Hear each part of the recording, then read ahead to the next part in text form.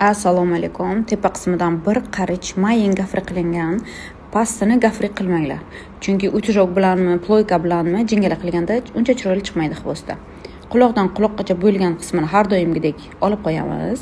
Keyin quloqni orqasidan tepa qismga qarab yarmini xvostga olamiz. Videoda ko'rib turgandek, tepa qismi salgina kamroq bo'lishi kerak. Past qismiga qaraganda og'irlik tushmasligi uchun rezinkaga olamiz. Keyin old qismini yaxshilab tarab, klientning xohishiga qarab farq ochamiz. Klientning xohishiga qarab kichkina soch jingala tashlash mumkin. Klient xohlamasa shart emas. Keyin orqa qismini videoda ko'rsatilgandek yig'ib olishimiz kerak. Uning uchun oson yo'li oldin 3 ga bo'lamiz. 3 ga bo'lgandan keyin oldin ikki tomonini sekin chiroyli qilib tarab yig'ishtiramiz. Videoda yaxshiroq ko'rsatilgan. Yaxshilab har doim tarab ishlanglar. Ishlaringiz akkuratniroq chiqadi.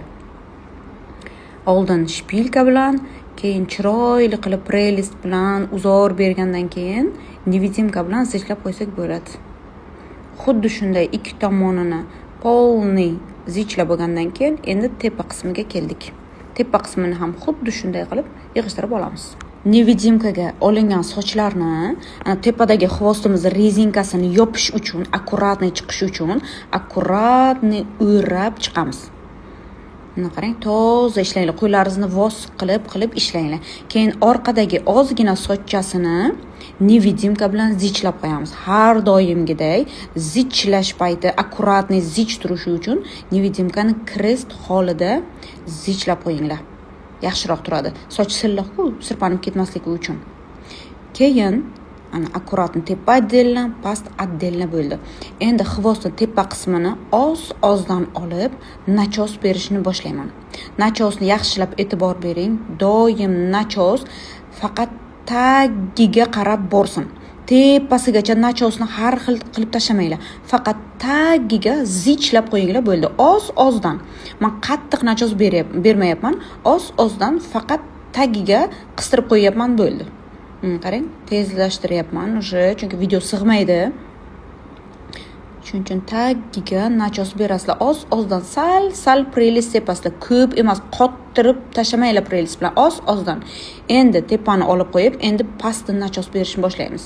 Nachos shunaqa beringlar, har tarafdan nachoslar chiqib, patga o'xshab ko'rinmasin. Akkuratni beringlar. Qara, taraganda normalniy, tagi nachos bo'ldi, ichi nachos bo'ldi, lekin tashqarisi akkuratniy. Nachos pasti ham, tepasi ham nachos berib bo'lindi.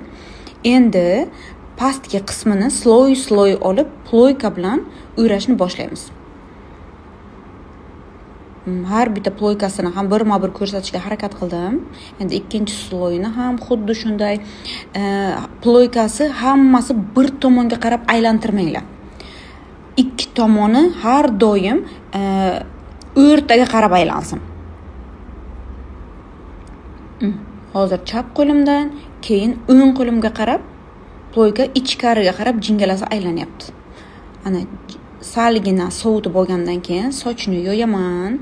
Tagidan bilinmas nachos beraman. Bu nima uchun?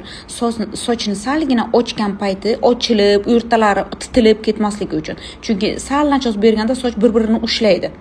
Shuning uchun oralarini ochilib ketmaydi. Har bitta sloyni salgina prelist bilan o'sha qotiraman, ikkinchi sloyga o'tib ketaveraman. Xuddi shunday har bitta sloyini akkuratniy oldin sovutaman qo'limda ushlab, keyin salgina nachos berib yoyaman. Salgina nachos berib, o'rtadagi nachosiga patakday bo'lgan-ku, unga e'tibor bermaymiz, chunki tepadan har bitta sloy tushgandan keyin u chiroyli bo'lib yopilib ketaveradi. Самое главное, ko'rinadigan joylari nachos bilan bardak bo'lmasa bo'ldi. Hozir polni soch tashlagandan keyin, bo'lgandan keyin ko'rasiz, nachos umuman ko'rinmaydi. Bo'ldi, pastki qismi bo'ldi. Endi o'rtaga shinyon gubkami, shinyonmi, endi kim qanday ataydi bilmayman. Xuddi shuni o'rab, uzunchoq holatda, men qalin katta gubka olmadim. Holatda zichlab, salgina oysimon qilib, nevidimka shpilka bilan zichlab olaman. Gubka qo'ysak, nima uchun tepaga qismiga nachos berdik deyishlaringiz mumkin. Chunki soch silliq bo'lgani uchun har bitta ployka bilan jingala qilgandan keyin klient yurganda, o'ynaganda soch silliq bo'lganini evaziga ochilib ketishi mumkin. Bir tomonga hammasi surilib ketishi mumkin. Nachos bir-birini ushlash uchun xizmat qiladi. Shuning uchun men klientlarga juda qattiq, ko'p nachos bermayman. Salgina bir-birini ushlab turish uchun. Tepadagi xvostni ham sloy ochib, har birini ployka bilan jingala qilib, sovutib, salgina qo'limiz bilan ochib chiqamiz. Yaxshilab e'tibor beringlar. Ana bo'ldi, почти bo'ldi. Ko'ryapsizlar, уже nachos hammasi tagga qolib ketyapti. Usti nachos emas, bardak emas, titilib ketmagan. Shunga katta ahamiyat beringlar. Qancha nachos ichkariga qolib ketsa, shuncha ishimiz akkuratni ko'rinadi, toza ko'rinadi.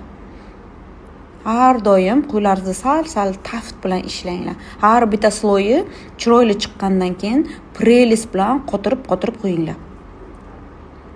Sal nachos beryapman nomiga. Ana bo'ldi. Endi sloylarni bir ustidan ham bir prelis qilib o'taman.